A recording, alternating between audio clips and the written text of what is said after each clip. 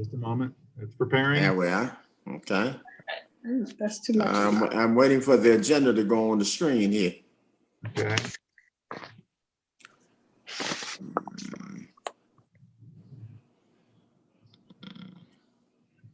There we go. Okay. Well, I'm trying to wind it out some. Okay. There we go. Okay, so it's 4:31, and I'll call this meeting to order. We do have a quorum. Linda, Kara, Antoine, and then Seth. Okay. Now, do we have any amendments to the agenda? Hearing none, I have a motion to adopt the agenda. I so moved. Moved by Linda, need a second. Got a second by Anwan. Thank you. Okay, the minutes of the previous meetings. We have two sets of minutes, if you recall, from the last time. Well, let's see. Okay. Something happened here. I can't see I what didn't I'm see the doing. minute. Oh, let's see. Anyway, I don't know that I saw minutes, and so I'm late getting into these documents, but I didn't see minutes unless I needed to go someplace else. Can you see the screen, Ms. Davis? Yes. You Okay. can. Okay. I had just uploaded these morning. Okay. You recall, I had been working with Chris Greiner he said he had taken some minutes and he had them on his desk, and then he couldn't find them. And so what I realized this morning was, hey, I can go back and watch it on YouTube. Oh, bless you. So I just went back and watched it on YouTube this morning and took notes. So that's why these are late up there. Okay. yes, we have two sets of minutes. Let's see, I think I'm correct. I'm trying to, okay, for previous meetings. And then also what Byron said a few minutes ago, the minutes from February. So I'll entertain a motion to approve, I'm sorry, approve June's minutes and then also the minutes of the previous meeting. I have entertained a motion to approve those minutes.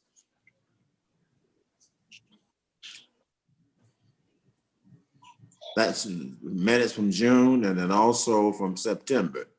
I had a question about the June ones, but I wasn't sure if I should wait until after a motion has been.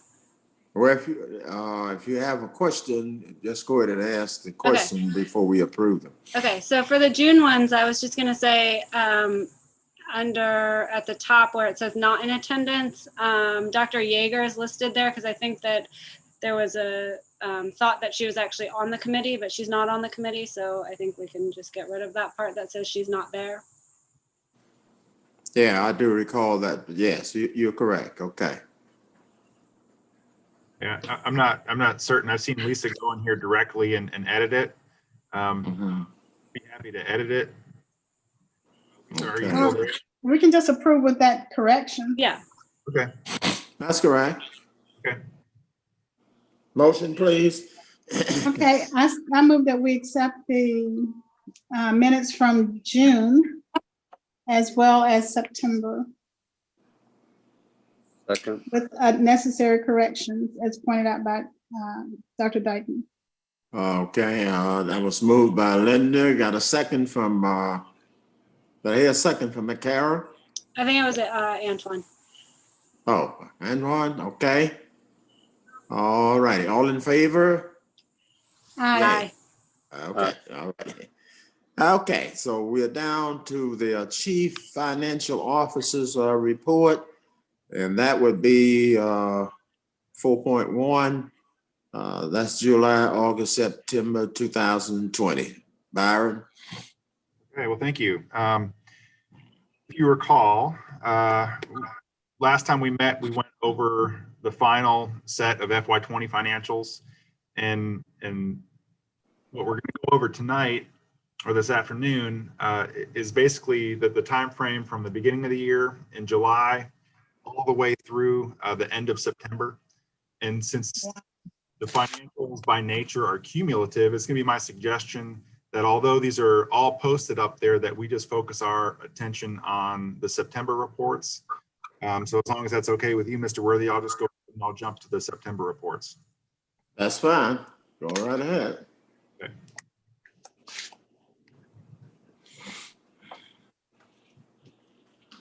And Ms. Davis, I took your advice again, and I created a little narrative just to summarize months that we've had so far in the fiscal year. And what I'll plan on doing is covering each bullet point and then going down to the respective point in the financial statements.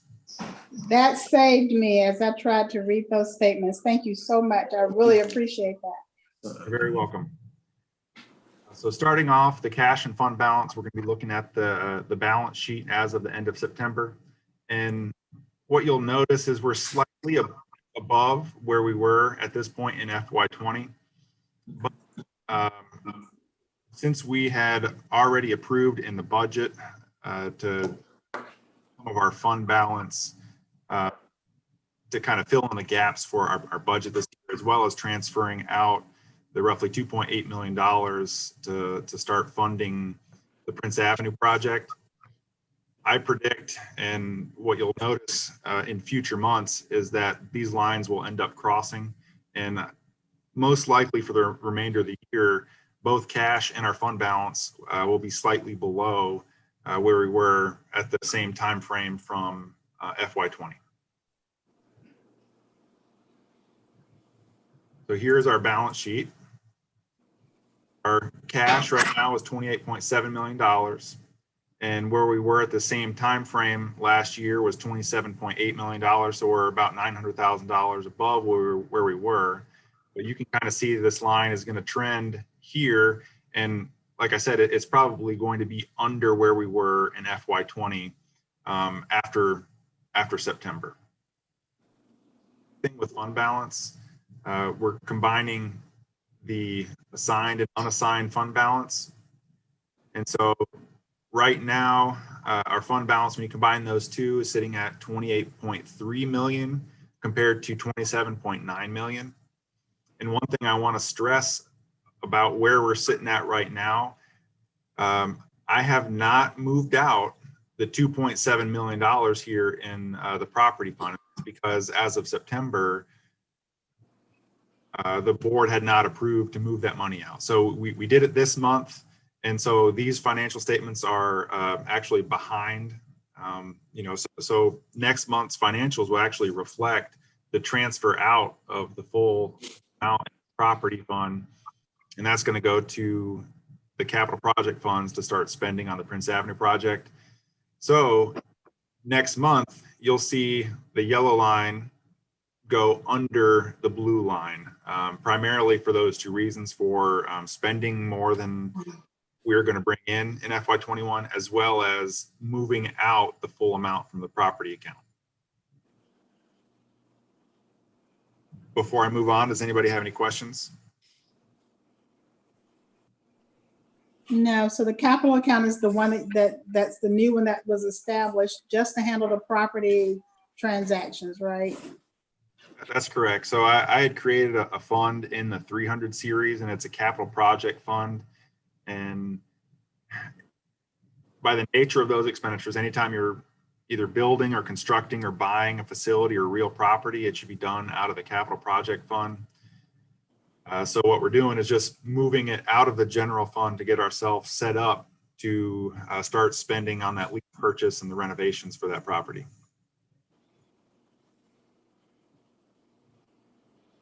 Great, thank you. You're welcome. Okay, going back up, we're going to look at our revenues. Year to date, we are slightly behind where we were at this point in FY20. We're sitting at 10.5% of collections compared to 12.2%. And that's going to be what I'm seeing is it's just due to the timing of property tax collections.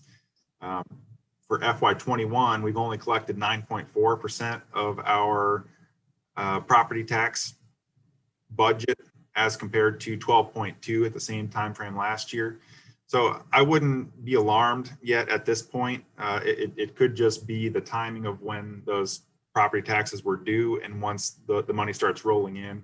So we'll just keep an eye on the revenue, and I would think probably by December or January timeframe, we'll have a much better idea of where we're sitting and what kind of trend we're going to see with our property taxes. So is the county reporting that we're ahead or behind? Because typically they would give an indication in terms of where collections are. I just know looking at the same time frame, the same measurement period for us last year, I haven't heard anything from the county that Okay. behind or their rate of collection has decreased or increased at all.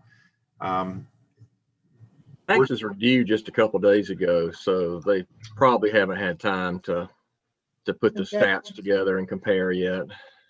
And Mike, Okay. relative to last year when they were due? Yeah, it's Yeah. October 20th every year. So what Okay. that suggests to me is you had slightly fewer people that paid them early in September this time as compared to last year. But hopefully by October 20th, it's still going to be at the same level or higher. So. Right. Well, if the line is any indication, there was not a long line yesterday because I always wait until the last minute to Yeah, pay. same here.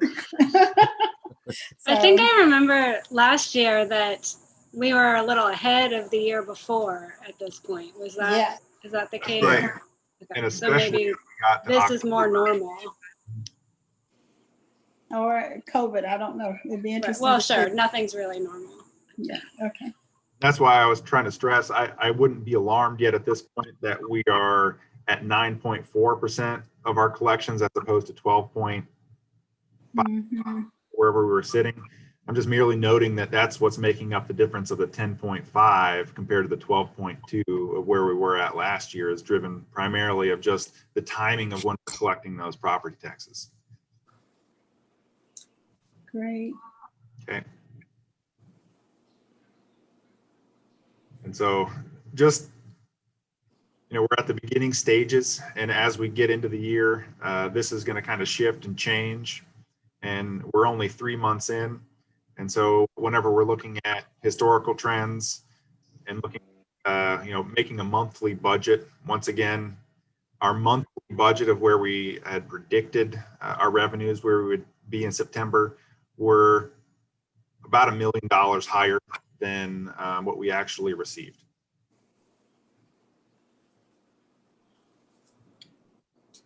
Okay, looking at expenditures, we are slightly ahead, just 0.3% ahead of how much of the budget we had spent compared to last year. And the primary difference, and this is going to explain more than 100% of that difference, our LSUT funds. We in our budget, what we do is approve the amount that we get for our charter system district. We earmark those to be granted out to the schools. And historically, the schools have had a hard time spending it within the fiscal year and have really had a hard time, especially when they have those expenses over the summer. They've had a hard time with the fact that if they don't spend them by 6:30, that money goes back into the general fund. And this is something that I've worked on with Zernona. It's something that I worked on with previous superintendent, and we're finally implementing it. What we're doing is we're taking the full amount that we are setting aside for those grants out of the general fund.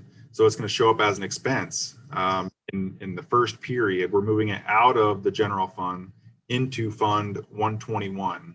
And once it's in 121, that's going to let those principals and those LSUT teams have a little bit more flexibility in terms of when they spend their money. And so there's not going to be that hard cutoff at the end of the fiscal year anymore. We're going to allow them to expend their funds through the end of September, kind of in line with traditional federal program spending. And so that's going to be why our expenditures are 0.3% ahead of where they were last year, is simply because on the first day of the fiscal year, I had moved out the full amount that we had set aside for those grants, so the $595,380. So these funds are accruing now in the Fund 121, right? Or is it still a school year that they have to spend it? That's right. So we haven't spent those funds yet. Just looking at the general fund, it's going to show up as an expense because we're moving it out of the general fund. So it's showing up in this line here, the other outlays. Right. And it's $797,000, and that's because almost 600,000 of that is moved out just to another fund, so that those LSGT teams and those principals have a little bit more flexibility in how and when they spend those funds. And ideally, they really would spend them within the fiscal year, because that's when we're budgeting those funds, and it should be intended to benefit that specific period. But if you think about some of those projects that they want to spend, or that they want to apply for those grants, some of them go over the summer. Right. So if they apply for a grant and it's approved for June and July and August, it wouldn't have been able to be expended previously. So we're really giving them more flexibility by moving this out of the general fund into its own fund. Okay. So in total, we're at 15% of our budget at the end of September, and that compares to last year. We were sitting at 14.7%, so 0.3% ahead, and it's 100% explained by that transfer out.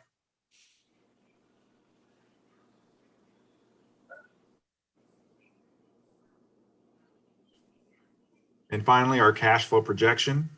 I really would kind of hesitate, although it's going to show that our fund balance is decreasing quite a bit.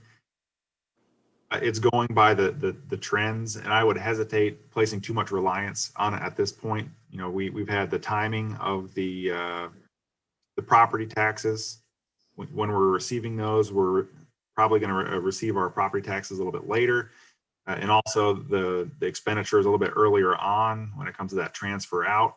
And because of that, when we look at our cash flow projection and we're budgeting out the rest of the year off of historical data, our fund balance, there's going to be a warning sign saying, hey, it's going to fall more than you had predicted it to at the onset of the year. So just wanted to stress that before we actually look at the cash flow projection.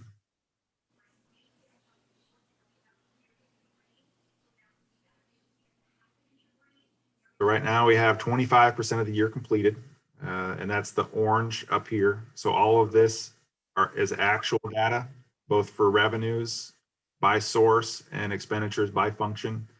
And we completed the rest of these columns with projected data based off of historical trends. And if you can look down here at the bottom right now, it's predicting a $4.9 million decrease to our fund balance. And at the start of the year, we had estimated using 2.7 or $2.8 million of the general fund budget, or the general fund balance.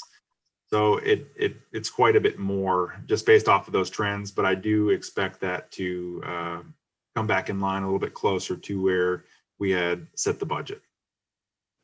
Byron, it's not, you say it's going to fall 4 point something, but that won't take it below 15%, the fund balance. I wouldn't even go there yet, Mr. Worthy.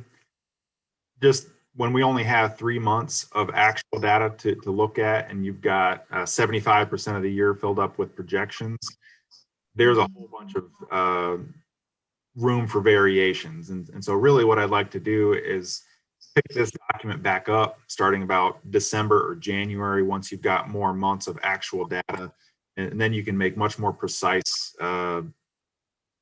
estimates and calculations looking at what that projected fund balance increase or decrease is going to be. Okay. Byron, those columns say 19 and 20 at the top. That's really 20 and 21, right? Good catch. So Thanks. that's the other thing is this is the first time I've converted all these financials over to FY21. And so I left those dates up there, even though I changed the dates here. Yeah, you're absolutely right, Mr. Pruitt. I got to go in and change these dates. Thank you for catching that, Mike. I never even looked. Okay. For some reason, it jumped out at me when I looked.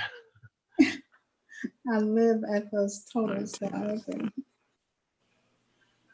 Okay, so does anybody have any questions before I close this out? Byron,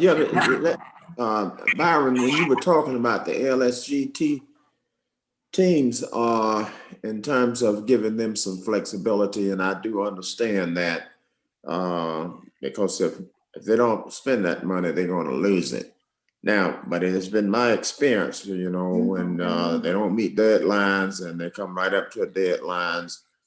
My only concern is that they're spending the money wisely, not spending it because of the fact that if they don't spend it, they're going to lose it. So, and I'm quite sure you'll keep an eye on that. Well, the way that the process is now, and I have to say that I'm quite pleased with it. Lawrence Harris has invested in it's kind of like a grant approval process software, so that these LSGT teams, the principals work together. They write the grant request funds, and then it first comes to the finance office to approve, to look at it and say, hey, is this in line with general fund expenses? Is it necessary? So that's the first level of approval before it gets to Lawrence's team. And so once it goes through and it becomes an approved grant, then they actually monitor all of the expenses and make sure that it's in line with what they initially asked for, and it's in line with that grant.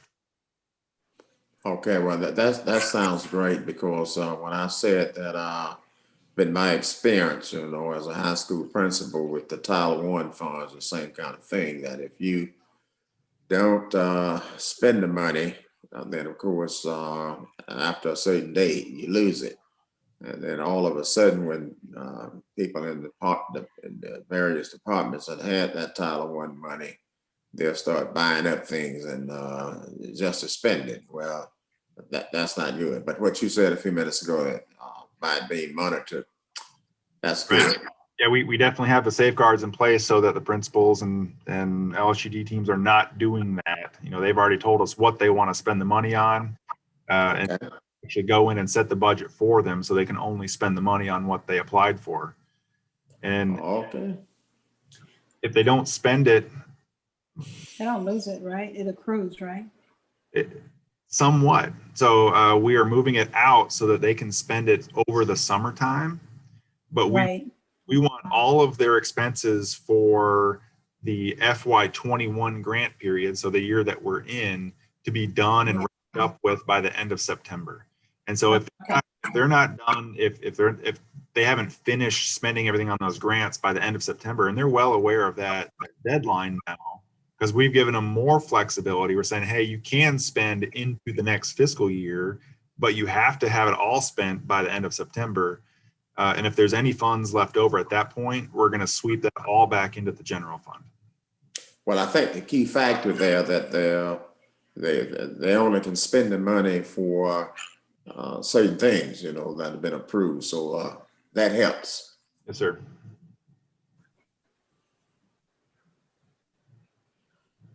Okay, and then we've got our supplemental reports, and I'll pull up September as well, since that's going to be a cumulative report. And for Mr. Pruitt's office, if you look, we only have paid one invoice by the end of September to his office, and that was this one right here for $14,631. the other legal expenses that we've incurred, Buckley Beal LLP, $92,000, and then the Employment Law Solutions, a couple lingering invoices for them as well. So we've spent a total of $127,000 already of our original budget of $199,000. But when I was looking back at the board minutes, or at the when I was looking at the YouTube video of Chris speaking how they came up with this original budget of $199, they looked at an average month for Hall Booth Smith, multiplied it by 12, and that's what they got. So just keep in mind as we get into the year and we have these other legal expenses that are hitting that account, the amount that's budgeted here is really for Hall Booth Smith. So this, go ahead, Dr. Thomas. No, I was just gonna say, so those additional expenses are about half, actually more than half of what was originally budgeted, but it was not what it was originally budgeted for. Right? Okay. Okay, I was thinking that fiscal year is June 30th to July 1, right? So none of this came out of last year. None of this came out of FY20. This is the date It's all 21, okay. that starts. So I hate to look at it for another 12 months, but okay. No, I feel you. And so far with board member travel, we haven't had any expenses hit that account yet. Okay. Anybody have any questions before I close this out? No.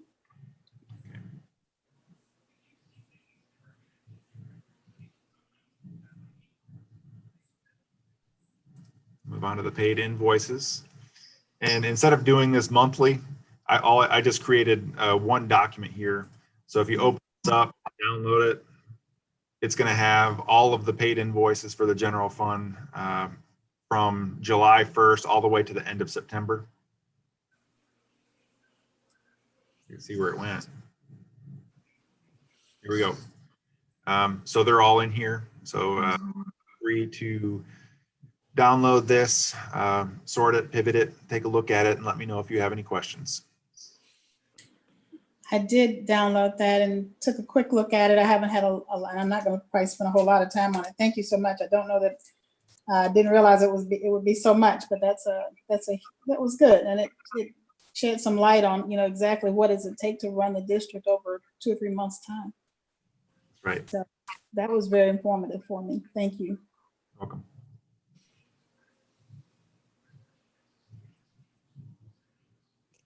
All right, Mr. Worthy.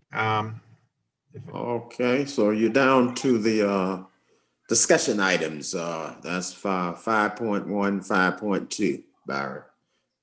Okay, 5.1, I'll kick us off here on this discussion item. I had gotten an email from Lisa Palmer earlier today, and I talked to her about, I guess, the cadence and when and which board meetings we are going to present the financials.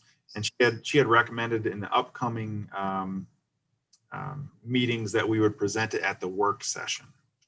And so when I had talked to her in the past, I had said, hey, my experience as a CFO in Baldwin, I had always presented the financials at the work session.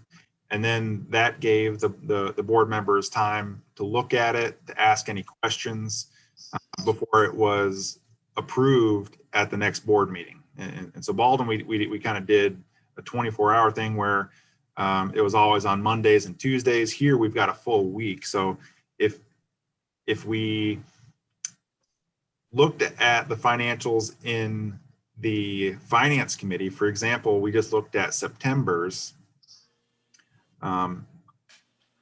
It's September's is presented to the finance committee at the end of October, and then November's work session, those financial statements would go in and be part of the work session agenda, and that would give the rest of the board members an opportunity to look at it and ask any questions. and a full week to come and get their questions answered before it's either put on consent agenda or taken off the consent agenda and approved at the board meeting. So I was just going to make that recommendation to you. I talked to Tom Porter, and if you recall, Tom was the CFO for Franklin County, and he was also on the finance committee years ago for Oconee County as a board member.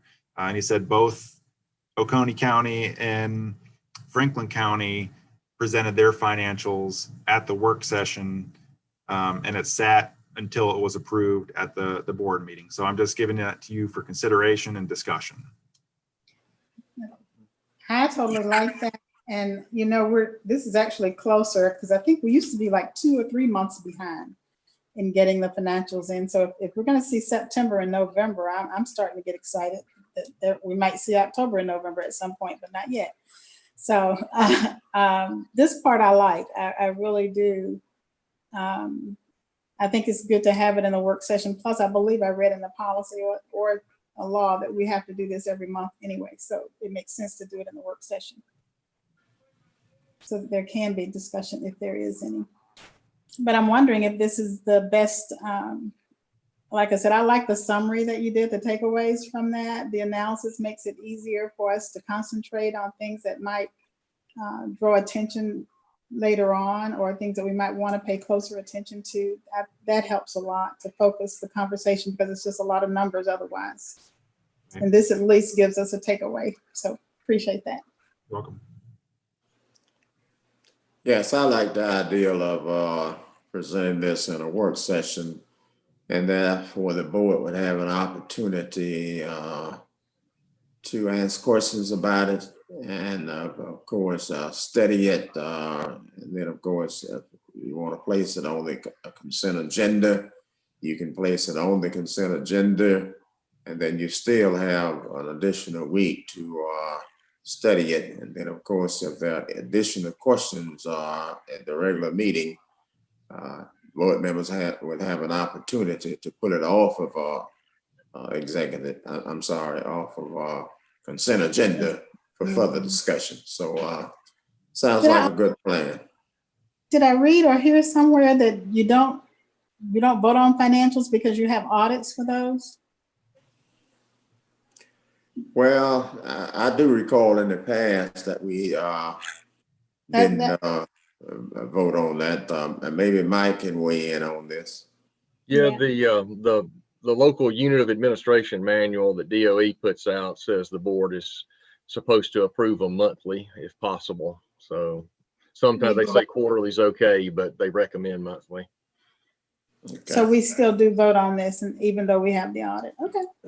So Byron, when will the audit be presented?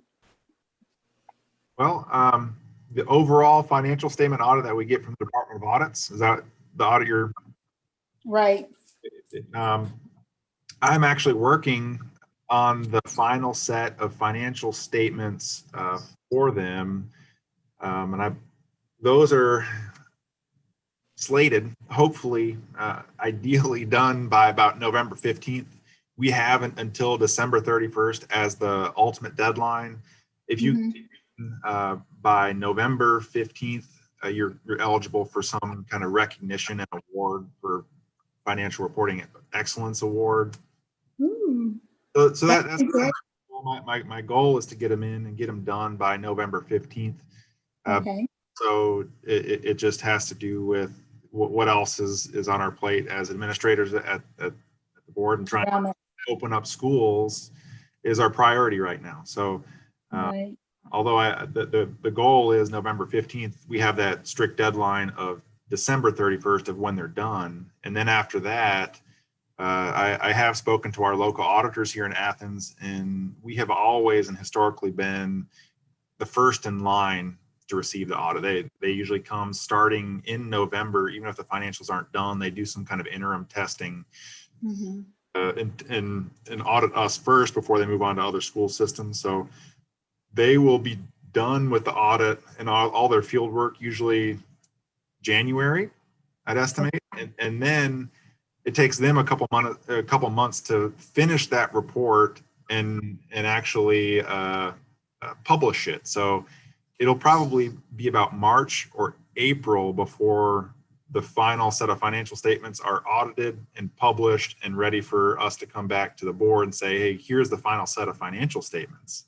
And if you recall, as I was looking back at the June's finance committee, Mm-hmm. we presented them the last time. So we hadn't had a finance committee since, I think February was the last time we had them before that, but it took until June before we presented those to the finance committee. So I think in our procedures, that annual audit is supposed to be reviewed with the full board. And so I was just trying to fix in my mind about the time. So it's going to be close to the end of the fiscal year next year, right? While you're in the middle of trying to do the budget, right? Yes, ma'am. Okay. So maybe we could get that scheduled and put on the board calendar so we don't miss that date again. And we're kind of beholden to the Department of Audits too, by when, their turnaround time. And I think that's been a complaint of a lot of school systems. Maybe Tom can even attest to this, that after they're done with their field work, it kind of goes through a hierarchy and level of review and approval, Right. or finally gets to the state auditor for him to sign off. And at that point, it could be, 2 months after they're done with their field work before the final report is done. So that's kind of a common complaint with the Department of Audits that they're aware of, by the way. Yeah, I just might want to mention that, a lot of school systems, let's say some school systems are actually hiring out auditors just because of the issues of this late audit. It's not very timely when you have to wait a full year to review the information. And it's a shame that it takes that long. But again, we're at the mercy of the Department of Audits. And, we're on their time schedule with all their personnel issues and all the rest. But, many schools, I think many school systems are, the trend right now because of the issues, or some of the school systems anyway, are actually hiring out, doing private auditors coming in and doing it. And, Have we had the 3 clean years or whatever they require before they'll let you do that? First may off, be. they have to approve it. And so there's no saying definitely that they will or they won't. Second, probably the largest thing to consider is how much it's going to cost. And I know Walton County, they hire theirs out and they spend, I think it's between $50,000 and $60,000 to have their financial statement audit done. It's more timely, but it is at quite a cost to the district. Wow. I'd add, not only is it more time, because I've got some county and city clients that, of course, all of those are private audits. There's also the benefit of having somebody who's motivated to answer the phone and answer your questions throughout the year. So then you have a cleaner audit when you get to the end, because hopefully you've already brought the questions to their attention.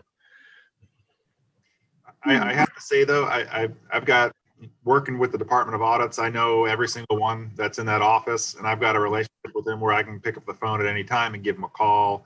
I've already asked our auditor probably 2 or 3 questions. He gets back to me within the day on preparing these financial statements. So they are really good about it. So that's a unique asset we have with Byron that my cities and counties don't have, because they haven't worked there and don't know those people.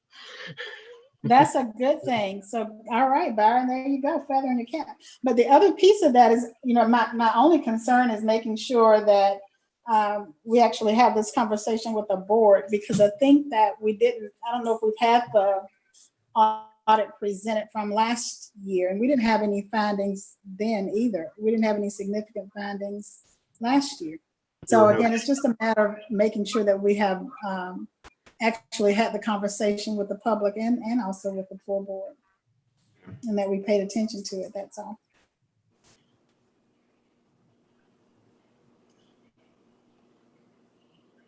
Okay, if we're ready to move on, I can go to the next discussion item. Yeah, 5.2. In Zernona, I don't know if you want to jump in and talk about this. I know Dexter had called you and talked to you about it earlier today. Yes, sir. I was trying to unmute. So I had spoken to Mr. Fisher, who had been talking to Mr. Schooneman about some needs that we have related to our school reopening. And our principals have been very helpful and supportive as we've looked to ensure that we're able to mitigate any exposure for our students and our staff. And one of the items that they have requested for our small group kidney table areas is petitions, not necessarily plexiglass. There's some other forms of petitions that are available that seem to be safer for younger students. However, there is an expense associated with that we had not budgeted for. We had brought to the board a month or so ago a request to purchase laptops for our paraprofessionals. And we were hoping to just discuss today the possibility, because those laptops have not been ordered yet because they are on back order. We've gotten the student devices in, but not the paraprofessional devices. So it seems to us that student safety and the ability to return to school with additional precautions in place, such as dividers to have between students when they're working in small groups, is a priority over purchasing devices for paraprofessionals. So when I discussed that, Mr. Fisher came to me after he had spoken to Mr. Schooneman, and I said, well, this is perfect timing. We have a finance committee today. We are not asking for a vote or anything of that nature. We know we can't do that, but just wanted to discuss with you all as a group. The expenditure has already been approved, the use of those funds, but just considering shifting a portion of that right now to support student safety. Did I cover that, Mr. Schooneman? Yeah, that sounds exactly spot on. Really, we haven't ordered these laptops yet, and as we're getting in multiple requests from principals for additional PPE for those dividers, and really trying to look at our budget and to see where we've got room to purchase these.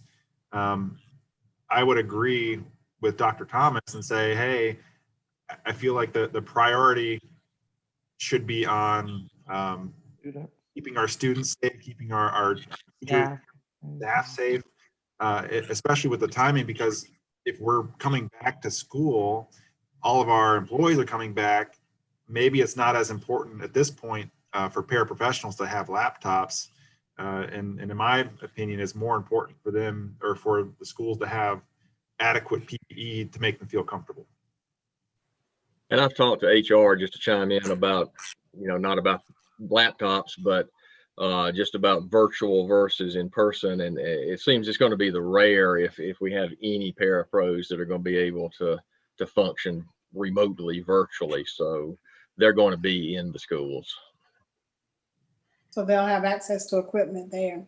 Right. Yes. I'm feeling fine about it. Okay, so I think I heard Dr. Thomas said we don't have to take a vote on this today. Right. We just wanted to put it out there for you all for discussion and if anyone had questions, but it just seems to us that safety of staff and students is a priority over availability of those devices. So we just wanted to give you an opportunity to ask any questions that you might have, and then we can present this. And I guess, Mike, since the funds have been approved, but we want to shift their purpose, we would just bring that back to the board. Is that correct? Yeah, I'll defer to Byron and Tom on whether the board needs to approve line item changes. What the board would have to approve from the legal perspective is just if you're purchasing anything over $80,000, and of course that has to be board approved. So. Okay. And I would say, although they approved this, we don't have any valid purchase order yet. And so just like Mike just said, we don't necessarily need board approval not to spend the funds. We went to the board to receive approval to spend the funds. So I think this is really just a point of information, just so that they're aware, something that they approved previously. We're not going to spend the money on laptops, because we feel like they should be prioritized for other PPE at this point. So we're not going to go back to the board to have any specific line item of the PPE approved, unless it does, go above the $80,000. Okay. I Okay. think it's nice to be, I think for transparency, it would be really helpful to share that information with the board as an information item, and even if it doesn't require approval, because we did vote for this. And so somewhere there's an expectation that this dollar amount will be spent on this equipment. And so anything less than that, I think the board has a right to hear that. Again, not asking, don't have to ask for approval, the money's been spent, but as a courtesy to the board, it's a change in direction, and it's a critical change in direction, and it speaks to angst and anxiety in our community. And so to me, it would be a win-win and Yes. totally transparent to share the change in direction. We can definitely provide that information at our work session. Good. Maybe it could just be, Byron, could it just be part of your financial report at the work Mhm. session, Yes. just like it was today? I That's mean, fine. I'm just brainstorming. If that I'd would love be to hear Dr. Thomas, like put that out there. Mhm. Yeah, and you can bring it up like you did today, and then I can jump in and go ahead and talk about it during that section, Brian. Big plan. Okay. And I agree Okay. with Linda, because when we do approve things at the meetings, we're approving them with, because it's been told to us that this is something that's important and something Mhm. that's needed for the district, and then we approve it. So I do think it's important to talk about why it is that maybe we don't need this, or why there is a more pressing Right. need. And then I guess my question was, and I may have more questions later, for teachers, do all teachers have laptops or are provided with laptops even Mhm. prior to COVID? Yes, all teachers have laptops Okay. that they're able to take home to utilize for lesson planning, grading, and any instructional purposes that they have. And up until this point, Like every- parapros did not have. Right, parapros did not have laptops because generally there is not an expectation. Parapros, first of all, are classified staff. They do not work overtime. They're not expected to have to work from home. But part of a teacher's duties and responsibilities inherently, as you know, involves, grading and other activities at the house, planning at home. So when this purchase came up, it was based on a request from principals where our paraprofessionals would be able to log into those Zoom meetings and assist with monitoring and supporting students from home. And that still is an instructional priority, but the greater need would be one of physical safety over that instructional priority, especially with an attempt for us to return. Yet we recognize, that there have been predictions that, the beginning of the year, we may all have to go back home. And so we recognize that. So this is something we'll continue to prioritize for funding, but we just felt that the safety component was greater at this time, especially since our parapros will be back in the building. And so in the virtual environment, is there any role for parapros? Yes, ma'am. You mean with us having a blended model now? Yes. Potentially, yes. And so that could vary. It could be that a student is a special education student and receives instructional support from a paraprofessional as a part of their IEP. And so that paraprofessional may be working with that student who's at home, but it's very possible that that paraprofessional would be at school doing that work, and there are devices still at the school that could be utilized for that purpose. Yes, so so there is a likelihood that they might be supporting a student, and it could even be a regular ed student that's at home that may need some additional one-on-one support or review and that paraprofessional would be available to assist that student. Now, that is the scenario that I'm thinking of mostly right now, is that regular student who just can't they can't manage the scheduling thing. So yeah, that's my nightmare right now, but okay, this is great. Yeah, so I was just wondering, and maybe we don't need to purchase laptops for every single parapro, but if there were cases where a parapro did need like more case by case basis, that we would still be able to provide for them what they needed. Yes, and that's the good thing. And Byron, please correct me if I'm wrong, but in speaking with Dexter, he did not anticipate that all of the funds that had been designated for technology would need to be utilized for PPE. For those partitions and the additional requests that he had, I mean, I don't want to be super specific. I thought it was somewhere in the realm of $200,000 in total for all the schools. And what was approved for these laptops was $371,000. So yeah, there's going to be some additional monies left over for other requests as well. Like you said, Ms. Dykeman, if there is a specific need for a paraprofessional, but for a laptop, there would be funds for that. Yeah, and I was going to chime in there because I've been talking to HR. I was going to make the same point that Dr. Dykeman made. Lynn and Meredith have been working hard, talking to everybody who has, concerns, has medical situations. And if we have paras who actually have, ADA disability considerations and there is a virtual spot for them, I'm sure the district can, provide that number of laptops to comply with those ADA accommodations. Okay, that was my concern, because I was thinking, okay, do we now have a loaner pool or something? Because yeah, those things are gonna pop up too. So yeah, I'm feeling better. Yep.